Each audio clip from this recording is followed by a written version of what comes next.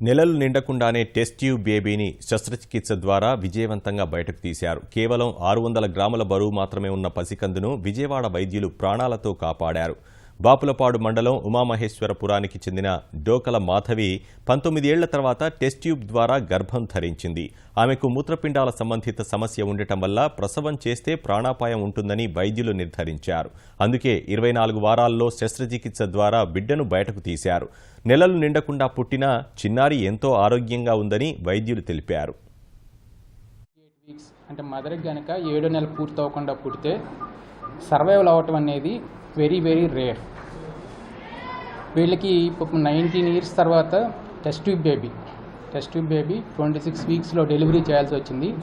ఎందుకంటే మదర్కి చాలా సివియర్ కాంప్లికేషన్స్.